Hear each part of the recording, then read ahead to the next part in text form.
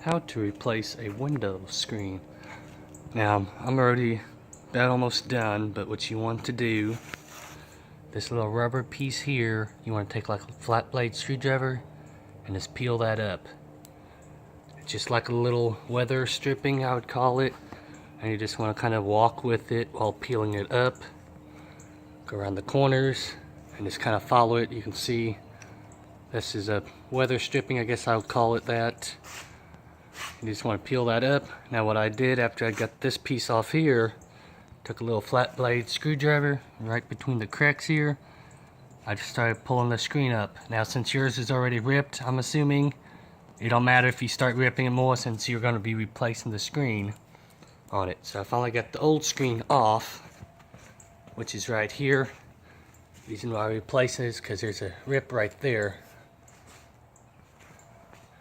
So what I did here, I got me a new screen and I got me a little tool. This is, I'm not for sure exactly what they call it. It's got like a, it's almost, this end looks like almost like a pizza cutter, and this other end here has like a little groove in the middle of it. This one here, that's the tool that I got. Doesn't really have a name, just shows screen tool. I got this one at Rural King, don't remember how much. But anyways, what I did, I took the old weather strip off, peeled the old screen off, which is almost dry rotted onto the frame here, the window frame. So what I did, just kind of got it off as best I could. Took me some soap and water and a toothbrush. After I got the screen off, I just took the toothbrush, went right between the crack right where you see this black strip is. That'll be gone. This is after you get the screen off, the old screen off. And I just cleaned between the grooves here. Make sure I got all the dirt and debris and the old screening out of the cracks, therefore it all lays nice and even. After you got that, I took a paper towel, went along the edge between here with the paper towel, make sure I got it all cleaned up, dried. Then what I did, got me the screen here, laid it down, try to do it evenly, somewhere it sticks out here so you can cut some pieces off once when you get it on there. This side here kind of shifted, that's why I had the duct tape, not duct tape, electrical tape to hold the screen into place. And I overlapped the whole screen here. Now I started from one end and used a tool that has a groove in the middle of it. I don't think the camera will pick up on it. And what I did, I hold one end of it with one hand of it, lined it up.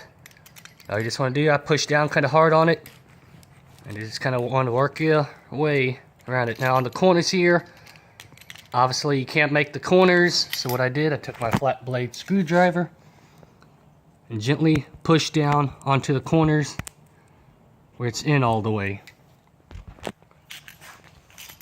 Don't know how well I can show it doing one hand, but basically what you do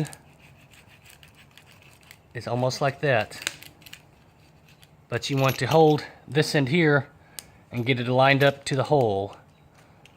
Then you want to take this roller here and just kind of push this weather stripping down into the grooves here.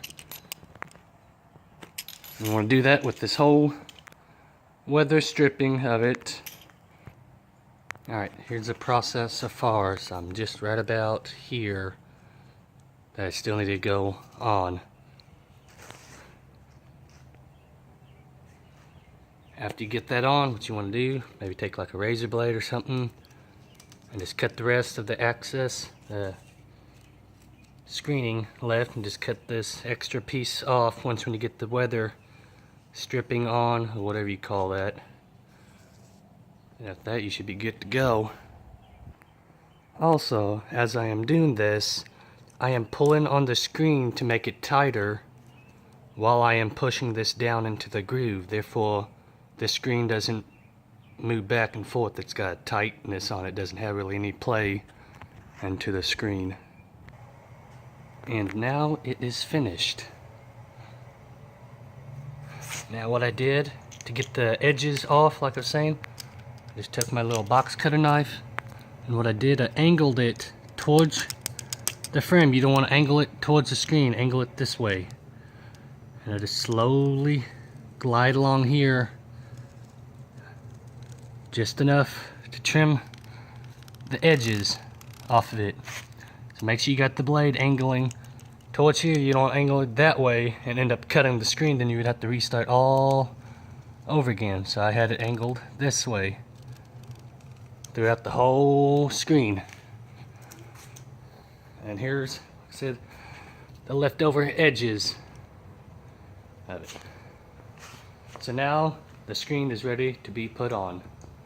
So hopefully this video helps you out, or gives you at least an idea on how to replace the screen yourself instead of having to go take it in and have someone else do it themselves.